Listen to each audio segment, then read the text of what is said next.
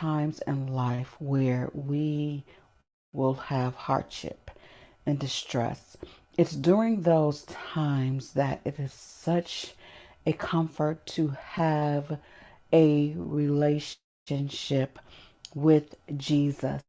You know, we're living in a time where everybody talks about some level of spirituality, but it's one thing to be religious, but it's another thing to actually have that relationship with Jesus where he knows you and you know him and you can call on him and he will respond to you. That's what allows us to go through trying times and not lose faith because we always know that no matter what happens, Jesus is there to provide comfort and to deliver us. And as always, it's such a pleasure to be here for the Sanctuary Sunday School. And I'm just really excited about what is happening at the Academy.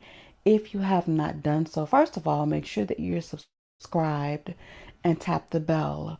But you also want to go to the website www.thesanctuary.academy because there are classes there. The spring quarter starts on March 1st.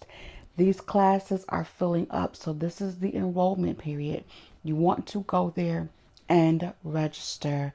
I will be presenting the classes as well as I have a team that's working to help me facilitate. I've put everything into this and I'm so excited about it and sharing with you. So again, go to the website www.thesanctuary.academy. So we're talking here about Jesus, and as we know, Jesus was good friends with Mary, Martha, and Lazarus. And I like the story because it highlights the human side of Jesus. Yes, he was God's only begotten son. And as we know, he is, he was, and he always will be. When he came, though, when he came to earth, he was a human being. He was flesh and blood. He felt things and he had relationships with people and he loved the people that were around him. And that's a lesson for us as well. We are on our way to heaven and we know that we want to spend, our goal is to spend eternity with the Father. But while we're down here, we are to love people. We are to treat people right. We are to support people because we show that we're Christians by our love. We can't go up in heaven and tell God and Jesus we love them. We show that by the way that we treat people. So we see here that Lazarus, that's a very famous story. I'm sure that you've heard it. Lazarus of Bethany, he was sick. And they sent word to him to let him know that he was sick because they knew that Lazarus was a dear friend to him. And our text said that Jesus stayed where he was for another 2 days. He did not rush and he did not leave to rush to Lazarus' side. Now, that was something that really stood out to me when I studied this time because over the last 6 months, I have literally endured crisis after crisis. And sometimes people wonder, why don't I freak out? Why am I not hysterical? How am I still able to function? How am I still able to do this?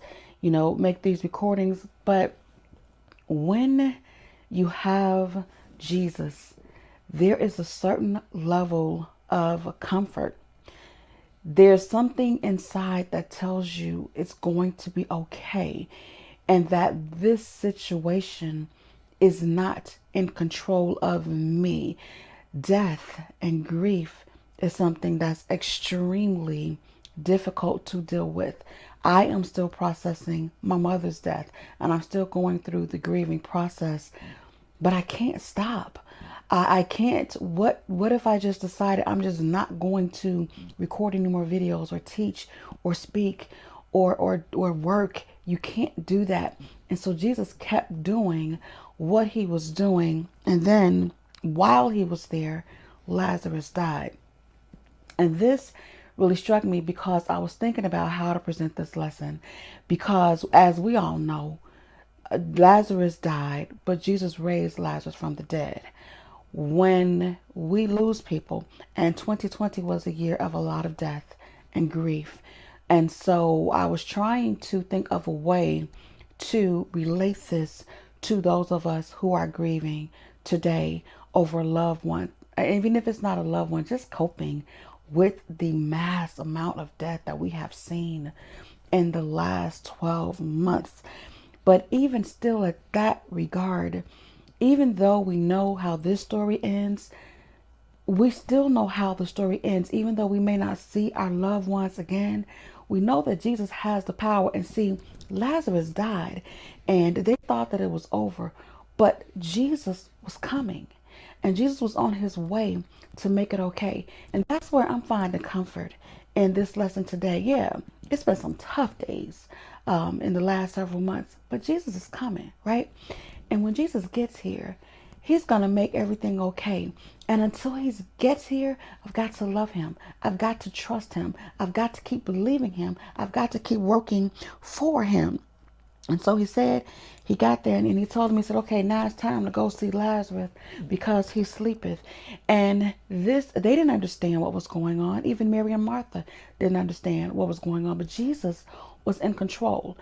And that's what this lesson tells me. It says Jesus responds to a dire situation. See, things may not always work out the way that we want them to work out. Things may not always go according to plan, to our plans. You want to know why? We're not in control. God is in control. And if he sees fit to allow us to go through it, then he's going to see us through it. He's right there. He's responding to us. See, when we talk about Jesus responding to a dire situation, what that says to me, that everything is not always going to be easy, and we are going to have to go through dire situations where we don't know what to do, we don't know what to think, we don't know how to feel. But Jesus is there responding to us because of the relationship, and we cannot allow anything to make us doubt God and not believe in that relationship or value that relationship with him. I received word this week of another dear friend, a longtime friend who passed away. One of our viewers sent me a message who lost her husband, and we are living with this. We are coping with this. We are dealing with this. But this is the same Jesus, and Jesus is going to respond to you. He will see you through. Again, I can testify from going through losing my own mother, and after that, it was one thing after another.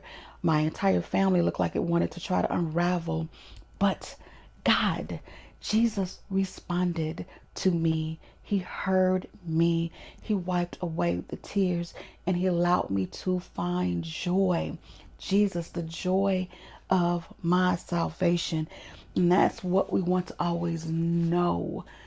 There are going to be times that are very difficult. There are going to be times when you've got to cry. But remember, Jesus knows. He may not come right away. There's the old song, he may not come when you want him, but he's right on time. He's there, and he always has a solution. And even those of us who have lost loved ones, it may not be like Lazarus, where we get to see them again, but Jesus is still in control, and we've got to trust him. We've got to love him, and we've got to be accepting of the response and understand that Jesus is right there with us. And there is a text here, and part of this text, when Lazarus died, Jesus wept with them because he loved them. When you're weeping, when you're going through sorrow, Jesus is right there with you. Allow him to comfort you. And whatever you do, don't let go of your faith. I know it. I feel it. There are some people watching me right now. Your situation is dire. You don't know what you're going to do. You don't know what's going to happen next. You feel like you've had all you can take and you just can't take no more. You don't have to take anymore. Let it all go. Give it to Jesus. Allow him to take care of you. Allow him to bless you. What stood out to me in this lesson is that even though he tarried for 2 days, he was on his way. So whatever it is, always remember Jesus is on his way and he's got you. And whatever you need, he will provide. Just hold on and wait on a response from Jesus.